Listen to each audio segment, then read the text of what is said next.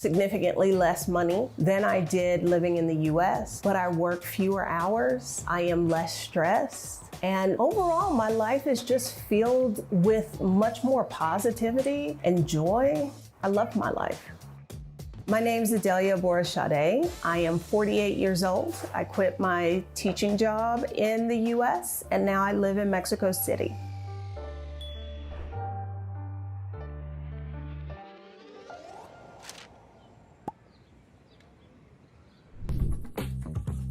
Since moving abroad, the thing in my life that has changed the most is how I think about work and how I think about leisure.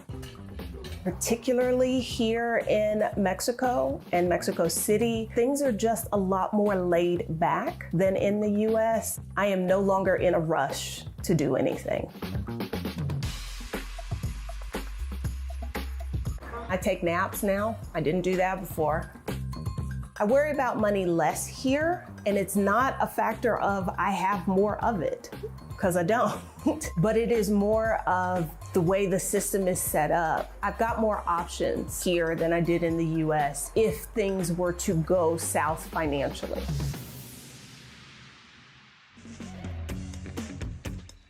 I don't budget. My financial priorities are funded first, and then I don't worry about how the rest of the money is spent. But having income as an entrepreneur that goes up and down each month, that keeps things exciting, keeps me on my toes. I can at least afford to go to the doctor here or the dentist. Those things are within my reach where they weren't before, even with medical insurance.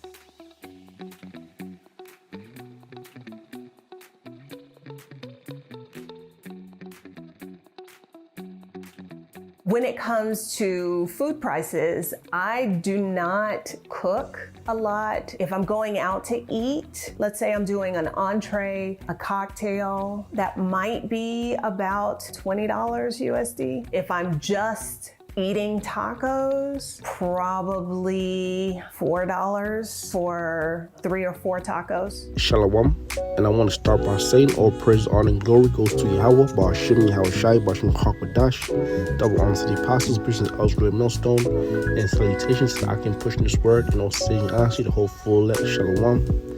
The title of the lessons is going to be Money Isn't Everything.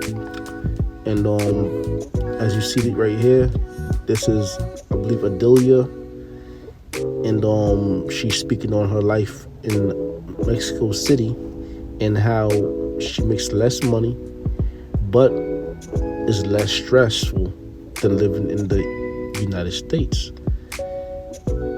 As you saw the video play, so I'm not going to really go into it again, but they had certain details that stood out to me, such as $750 a month for a 2-bedroom, $500 a month for food.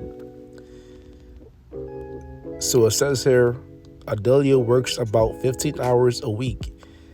Now this is good because although she makes less than she would in the US, she says she makes $38,000, but she only works 58 hours a week. Now, if you live in the US, you know you gotta make your 40. All right, you have to make 40 hours. Then you have to make sure you make overtime, because you really don't make any money unless you make overtime. All right, so you do your 40. Then you have people working 2 jobs, double shifts to make ends meet. All right. So this America is a place that will grind you down. Like they said in that show, Handmaid's Tale, don't let the bastards grind you down. America is a place where they'll grind you down. You know, they'll work. America is basically a workhorse. But let's go to the scriptures and learn this is an edifying lesson. 1 Timothy 6:10. For the love of money is the root of all evil, which while some coveted after, they have erred from the faith and pierced themselves through with many sorrows, many regrets, okay, bad decisions, wickedness. It says, for the love of money, all right, is the root of all evil. Not money. You do need money to sustain yourself, right? But the love of money, all right, that's where it comes. That's where it becomes a poison. Okay, the love of money. That's why you have our people. For money, they become thieves. They become drug dealers, murderers. All right, for money, liars. All right, the whole Hollywood, the music industry, the television actors, all those people basically sold out for money. Entertainers, all right, because they want Because they want to escape. They want to escape the curses. You know, you want to escape the curses. So here it is. They do what they got to do, or what they want to do for the love of money, but that leaves them defeated, spiritually defeated. This is Proverbs 30:8. It says, remove far from me vanity and lies.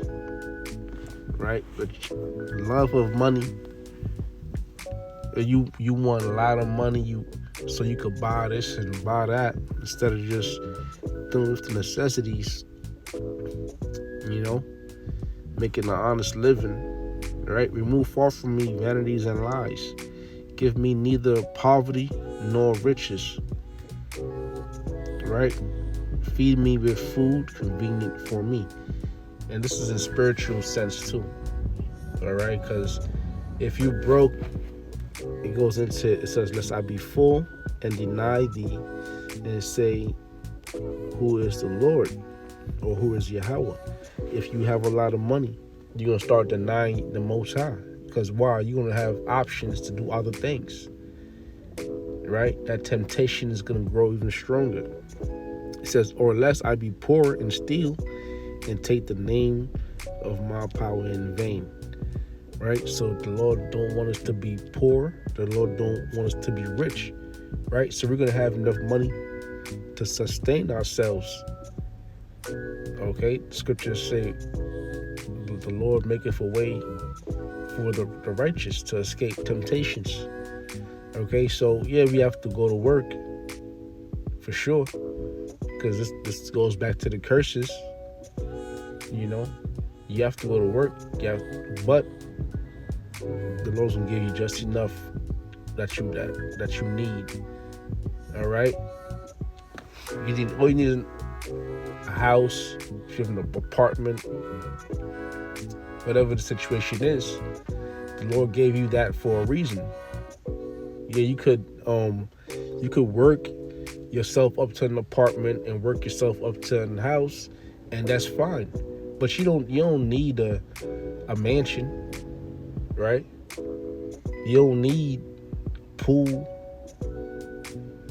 acres of land, 12-car garage. Now it's becoming a thing of vanity. All right. So it says, remove far from me vanity and lies, which the lies are the lies of this world, going into the name, going into the image, going into the prophecies, okay, going into your nationality. Remove far from me vanity and lies. Give me neither poverty nor riches. Feed me with food convenient for me. Right? So the Lord's going to feed us with that food convenient for us, which ultimately the number one food that's convenient for us is the wisdom, knowledge, and understanding of the scriptures. This is Matthew 6:11. Give us this day our daily bread, which in the Hebrew will be Natan Nanawa Lakam Kal Yawam. Natan Nanawa, give us Lakam bread Kal Yawam, all day. Alright? And which that bread would be, yes, our income. But that bread, that daily bread, is also the wisdom, knowledge, and understanding. You know, that's also what you need above riches. Then the scripture speak about storing up riches in heavens. Right, that's going into the spiritual riches, which is really this word. So again, it says, "Give us this day our daily bread." So it's something we receive daily. All right, and it's worth more than your income, more than money. All right, or riches. Revelations 2 verse 9. I know thy works and tribulation and poverty, but thou art rich. And I know the blasphemy of them which say they are Jews, and are not, but are the synagogue of Satan. You have Israelites that call themselves Jews, but they don't follow the laws, statutes, commandments. They don't follow the customs. They don't follow. They don't call upon the names. They don't have the faith. All right, which makes them what? The synagogue of Satan, because they're leading the congregation astray. It says, I know thy works and thy tribulation and poverty. Right, the Lord knows. And this is speaking to the elect of Israel, okay? The 1/3, which also consists of the 144,000, the men out there sighing and crying on the highways and byways, the government body. I know thy works and thy tribulation and poverty. The Lord knows all these things that we go through.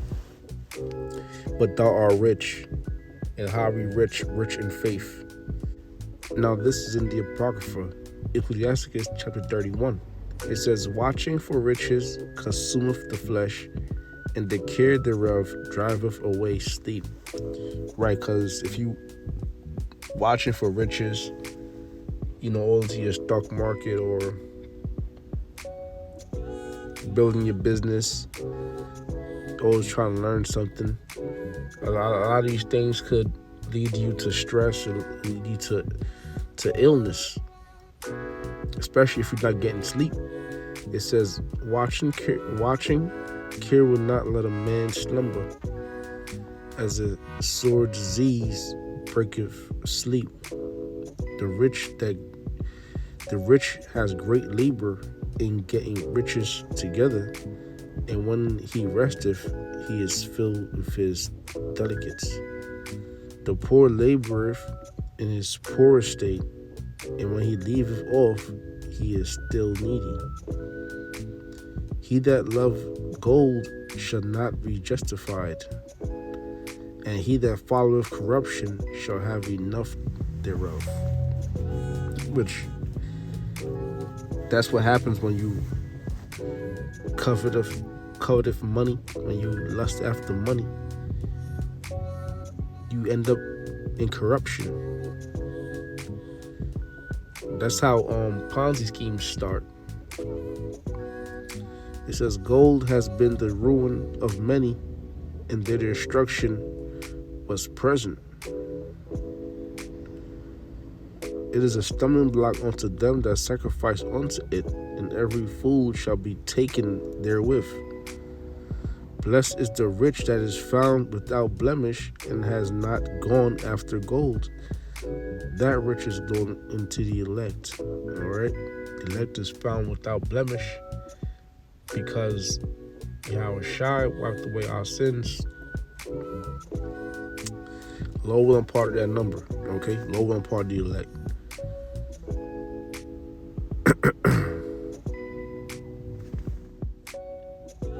This is Ecclesiastes 5:12. It says, the sleep of a laboring man is sweet, whether he eat little or much, but the abundance of the rich will not suffer him to sleep. And we go to the NLT. It says, people who work hard sleep well, whether they eat little or much, but the rich seldom get a good night's sleep, or they rarely get a good night's sleep.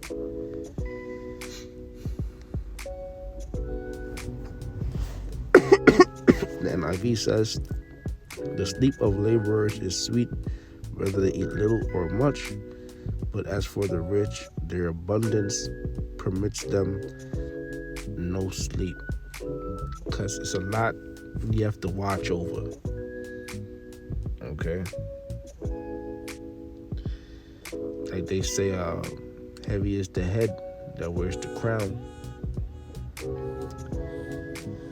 Anyways, the lowest edifying lesson. America is a place that'll work you to death. Okay, they'll grind you down. And just cause you leave America, say you go to Mexico, or you go to Ireland or whatnot, that doesn't mean that you escaped the captivity of America, because America's in power. America is empowered, and they have through their philosophies, through the democracy, and through their influence. The only way really to leave America is spiritually leave this place, and also when the Lord deliver us by way of chariots.